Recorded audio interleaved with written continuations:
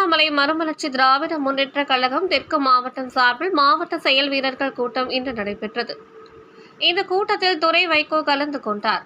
அதனைத் தொடர்ந்து செய்தியாளர்களிடம் பேசுகையில், ஆளுநர் RM ரவி என்று தமிழகத்திற்கு வந்த நாள் முதல் தமிழ் மக்களுக்கும் தமிழ்நாட்டிற்கும் எதிராக செயல்படுகிறார் என்று குற்றம் சாட்டியவர், இந்திய அரசியல் சாசன சட்டத்திற்கு புறம்பாக செயல்படுவதாகவும், துணைவேந்தர் ஜெகநாதன் மீது பல்கலைக்கழகத்தில் முறைகேடுகள் நடந்திருப்பதாக வழக்குகள் பதியப்பட்டு நடைபெற்று வருவதாகவும், அந்த நேரத்தில் ஜெகநாதனுக்கு ஆதரவாக செயல்பட்டவர் தான் தமிழக ஆளுநர் ரவி, ஜெகநாதன் மீது சாதிய ரீதியான குற்றச்சாட்டுகளும் முன்வைக்கப்பட்டதாகவும், சமூக நீதிக்கு எதிரான நபருக்கு ஆளுநர் பிரிவு உபச்சார விழா ராஜ்பானில் வைத்து கொடுத்தது வெட்கக்கேடான செயல் என காட்டமாக விமர்சித்தார்.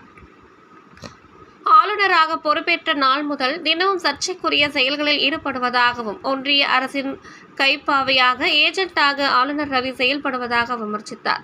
குடியரசுத் தலைவர் கேள்வி எழுப்பி இருப்பதை ஒன்றிய அரசின் கேள்வியாகத்தான் பார்ப்பதாக தெரிவித்தார்.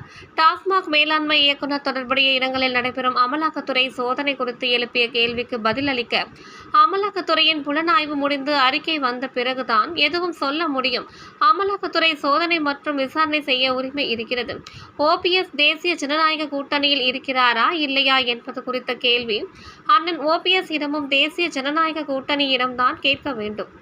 அமித்ஷா வந்தபோது பன்னீர்செல்வம் அழைக்கப்படவில்லை ஏன் என்ற கேள்வி அனைவரின் மத்தியிலும் உள்ளது. அதற்கான பதில் OPS இடமும் தேசிய ஜனநாயக கூட்டணியிடம்தான் கேட்க வேண்டும் என்று கூறினார்.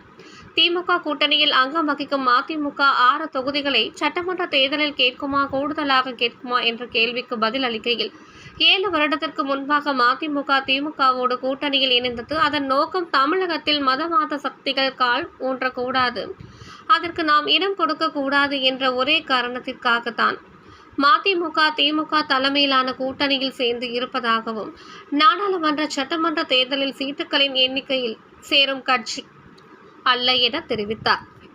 நாட்டில் மதவாத தாக்குதல் நடக்கும் போது மக்கள் பிரதிநிதியும் அந்த தாக்குதலுக்கு உட்பட்டு இருப்பதாக தெரிவித்தார்.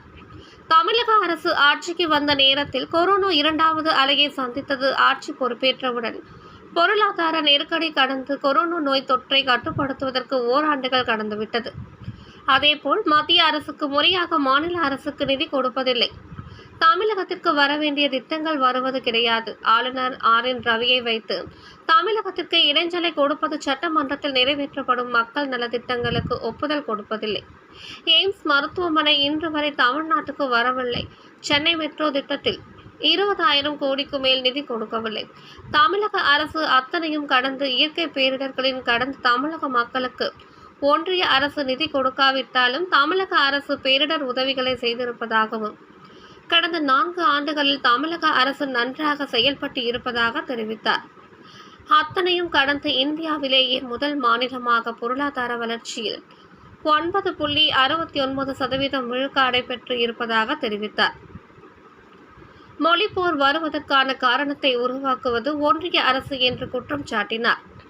இந்தியாவில் உள்ள ஒவ்வொரு மாநிலத்திற்கான மொழியையும் பாதுகாக்க வேண்டியது அந்தந்த மாநிலத்தின் உரிமையை, மக்களின் உரிமை. அனைத்து மாநிலங்களும் தங்களுடைய மொழியை கற்க வேண்டும் என்று கூறி வருவதாகவும், அதற்கு காரணம் இந்தி பேசும் மாநிலங்களில் தாய்மொழி மறக்கடிக்கப்பட்டு இருப்பதாகவும், இந்தியாவில் 30க்கும் மேற்பட்ட மொழிகள் இல்லாமல் போக இருப்பதாகவும், அமித்ஷா ஆங்கிலத்தை விரட்டி அடிக்க வேண்டும் என்றெல்லாம் பேசியிருக்கிறார்.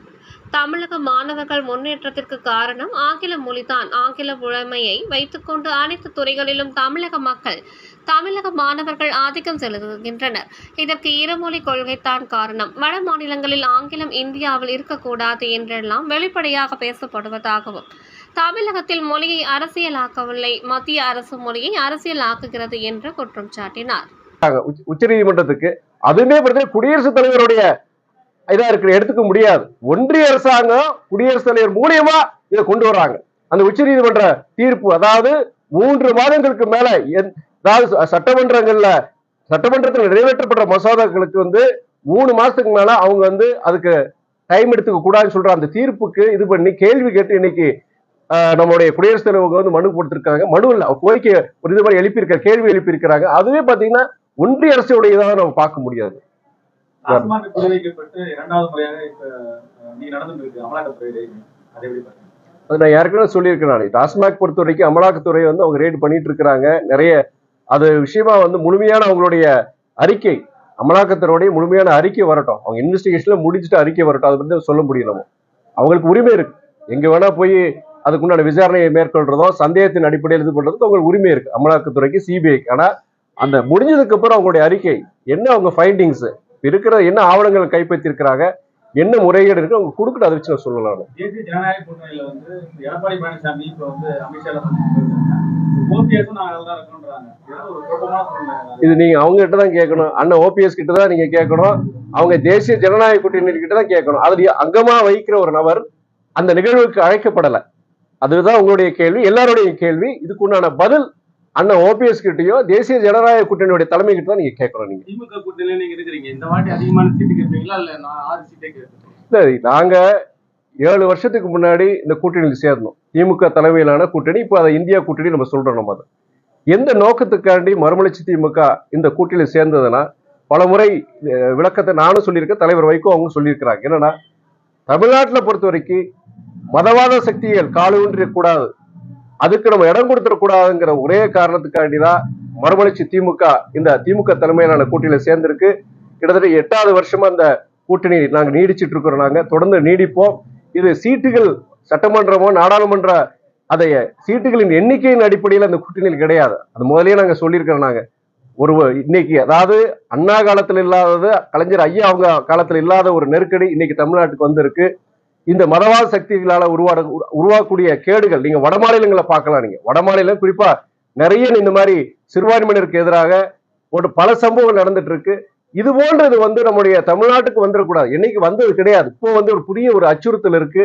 இதுக்கு வந்து நம்ம எந்த விதத்திலையும் ஒரு இடம் கொடுத்துடக்கூடாதுங்கிற ஒரு உன்னதமான நோக்கத்துல இந்த அலையன்ஸ்ல நாங்க இந்த கூட்டணியில் இருக்கிறோம். நாங்க இது எண்ணிக்கையின் அடிப்படையில கிடையாது.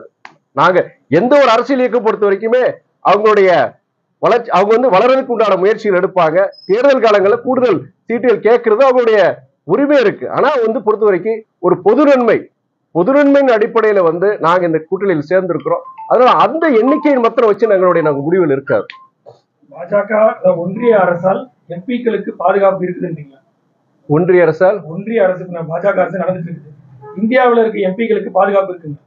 அது ஒன்றிய அரசு என்னன்னா, இது நீங்க பொதுவான ஒரு கேள்வி கேட்கறீங்க. நீங்க குறிப்பா வந்து நாட்டில் பல நிகழ்வுகள் நடந்துட்டு இருக்கு.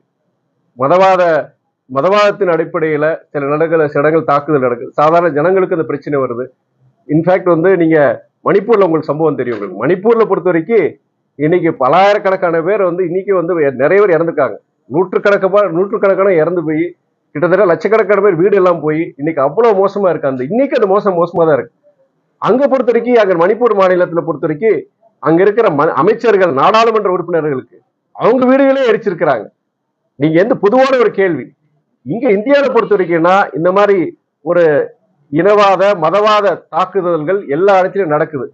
அதுக்கு பொறுத்த வரைக்கும் பொதுமக்களுக்கும் சரி, எந்த ஒரு அரசியல் தலைவர்களுக்கும் சரி, இந்த மாதிரி பாதுகாப்பு கிடையாதுன்னு நான் சொல்ல முடியும்.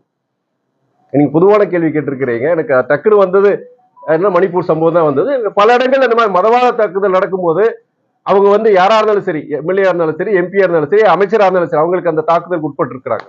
கங்கனா ரனாவத் வந்து எக்ஸ்தலத்துல ஒரு பதிவு ஒன்று போட்டிருக்காங்க. நட்டா அவர் வந்து போன்ல பேசி இந்த பதிவை நீக்கி இருக்கிறாங்க.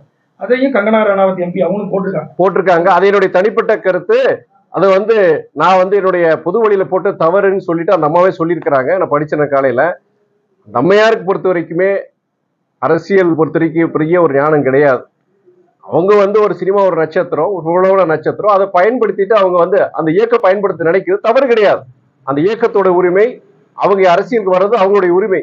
ஆனா அவங்க வந்து ஒரு சொல்ற அவங்களுடைய இந்த மாதிரி நபர்களுடைய கருத்துக்களுக்கு நம்ம முக்கியத்துவம் கொடுக்க கூடாதான் என்னுடைய இது. உங்களை மாதிரி பத்திரிகையாளருக்கு என்னுடைய வேண்டுகோள் நான் சொல்றேன். நான் தமிழிசை வந்து சொல்லட்டு தமிழிசை வந்து மதிமுக அல்லது கூட்டணி திமுக கூட்டணி விடுதலை சிறுத்தைகள் கம்யூனிஸ்ட் எல்லாமே பாஜகவுக்கு எதிர்ப்பா தான் பேசுறாங்க அப்படின்னு சொல்லியிருக்காங்க. அவங்ககிட்ட சர்டிபிகேட் வாங்கணும் அவசியமே கிடையாது. நாங்க என்ன நோக்கத்துக்கான இது கூட்டணியில் இருக்கிறோம், நீங்க சொல்ற ஒரே காரணம் தான், மதவாத சக்திகளுக்கு எதிராக வந்து நாங்க இருக்கிறோம். நாங்க இந்த மதவாத சக்திகள் தமிழ்நாட்டில் வேறொன்று கூடாத ஒரே காரணத்துக்காண்டி இந்த அலையன்ஸ் இருக்கோம். திமுக தலைமையில அலையன்ஸ் இருக்கிறோம். அதனால அந்த அம்மா பொறுத்த வரைக்கும் பாஜகவுடைய முன்னாள் மாநில தலைவர், அவங்களுக்கு அரசியல் அனுபவம் நிறைய இருக்கு. அவங்க சொல்றது இன்ஃபேக்ட் சர்டிபிகேட் கொடுத்தா நல்லது தானே அது. அவங்க நான் எதிராக இருக்குன்னு சொல்றாங்களா? தொடர்ந்து எதிராக பேசுறோம், எதிராக பேசுறோம், அதான் எங்கள் வேலையே. தமிழ்நாடு அரசு 4 ஆண்டு சாதனைகள். தமிழ்நாடு அரசு பொறுத்த வரைக்கும் இதுல என்னன்னா ஒரே ஒரு கேள்வி, நான் இது பலமுறை சொல்லியிருக்கிறேன். நான் ஆட்சிக்கு வந்த நேரத்துல வந்து உங்களுக்கு எல்லாருக்கும் தெரியும் கோவிடோட 2வது அலை, பொருளாதார நெருக்கடி. அப்போ பல்வேறு இந்த மாதிரி சூழ்நிலையில தான் ஆட்சிக்கே வர்றாங்க. திமுக அரசு ஆட்சிக்கு வருது. இதுல வந்து அந்த பொருளாதார நெருக்கடி தாண்டி அந்த கோவிட் அது செகண்ட் வேவ் 2வது அலைய வந்து அதை கட்டுப்படுத்தி அதுக்கே கிட்டத்தட்ட 1 வருஷம் முடிஞ்சிருது. அதுக்கப்புறம் தொடர்ந்து பாத்தீங்கன்னா உங்களுடைய ஒன்றிய அரசுடைய ஒத்துழையாமை, பொதுவா வந்து நிதி கொடுக்கறது கிடையாது, தமிழ்நாட்டுக்கு வர வேண்டிய திட்டங்கள் வர்றது கிடையாது. இதுக்கு நாங்க எங்களை போன்ற நாடாளுமன்ற உறுப்பினர் இன்னைக்கு நாங்க நாடாளுமன்றத்தில் அதுக்கு உண்டான கேள்விகள் நாங்க கேட்டுட்டு தான் இருக்கிறோம். நாங்க அது மாத்திரம் இல்லாம ஏற்கனவே நான் சொன்ன மாதிரி நம்மளுடைய ஆளுநர் RN ரவி அவரை வச்சு நமக்கு தமிழக அரசுக்கு இடைஞ்சல் கொடுக்கிறது, சட்டமன்றத்துல நிறைவேற்றப்படுற மக்களோட திட்டங்களுக்கு அதுக்கு உண்டான ஒப்புதல் கொடுக்கறது கிடையாது, பல்கலைக்கழகங்கள் சம்பந்தமான நிறைவேற்றப்படுற அந்த மசோதாக்களுக்கு அவர் அனுமதி கொடுக்கறது கிடையாது. இது கிட்டத்தட்ட 2 வருஷம் மேல இந்த பிரச்சனை நடந்துட்டு இருக்கு. நிதி கொடுக்கறது கிடையாது, திட்டங்களுக்கு ஒப்புதல் கொடுக்கறது கிடையாது. உங்களுக்கே தெரியும் 7-8 வருஷத்துக்கு முன்னாடி எய்ம்ஸ்க்கு உண்டான மதுரை எய்ம்ஸ்க்கு உண்டான அது அடிக்கல் நாட்டியிருந்தாங்க. நீயே வேலை நடந்துட்டு தான் இருக்கு. அதே நேரத்துல என்னைக்கு நம்ம மதுரை எய்ம்ஸ் வந்து நமக்கு அன்னைக்கு அடிக்கல் நாட்டி அறிவிச்சாங்களோ, அறிவிச்ச பிற மாநிலங்கள் கிட்டத்தட்ட 5க்கும் மேற்பட்ட மாநிலங்கள்ல எய்ம்ஸ் ஹாஸ்பிட்டல் இன்னைக்கு ஃபங்க்ஷனுக்கு வந்துருச்சு, இன்னைக்கு நடைமுறைக்கு வந்துருச்சு, தமிழ்நாட்டுல வரல. இதே மாதிரி உங்களுக்கு சென்னை மெட்ரோ ரயில் தெரியும், உங்களுக்கு 2வது பாகத்துக்கு வந்து கிட்டத்தட்ட 3 வருஷமா நிதி கொடுக்கல, கிட்டத்தட்ட 20,000 கோடிக்கு மேல் நிதி கொடுக்கல. அது கூட அப்ரூவலே பொறுத்த வரைக்கும் இப்ப சில மாதங்களுக்கு முன்புதான் வந்தது. அதுக்கப்புறம் தான் அதுக்குண்டான நிதியை வந்து இப்போ ஒதுக்கி இருக்கிறாங்க ஒன்றிய அரசு. இது போன்ற பல நிதி நெருக்கடிகள், பல அதாவது அதே நேரத்துல இயற்கை பேரிடர்கள் உங்களுக்கே தெரியும். கிட்டத்தட்ட இந்த 3 வருஷத்துல கிட்டத்தட்ட 2-3 சம்பவங்கள் நமக்கு இயற்கை பேரு பெரும்பழிவு நமக்கு கொடுத்த, குறிப்பா அந்த வட மாவட்டங்களுக்கு பெரிய பாதிப்பு ஏற்பட்டுச்சு. அதுக்குமே தமிழ்நாட்டுக்கு கேட்ட பலாயிரக்கணக்கான கோடி அந்த பேரிடர் நிவாரண உதவியை பொறுத்த வரைக்கும் ஒன்றிய அரசு கொடுத்ததால கிடையாது. இது போன்ற பல்வேறு சிக்கல்கள் நெருக்கடிகள் மத்தியில பொறுத்த வரைக்கும் இந்த தமிழக அரசு ஓரளவு நல்லாவே பண்ணியிருக்கிறாங்க. அவங்களோட தேர்தல் வாக்குறுதியில முக்காவாசி அவங்க நிறைவேற்றிருக்கிறாங்க. குறிப்பா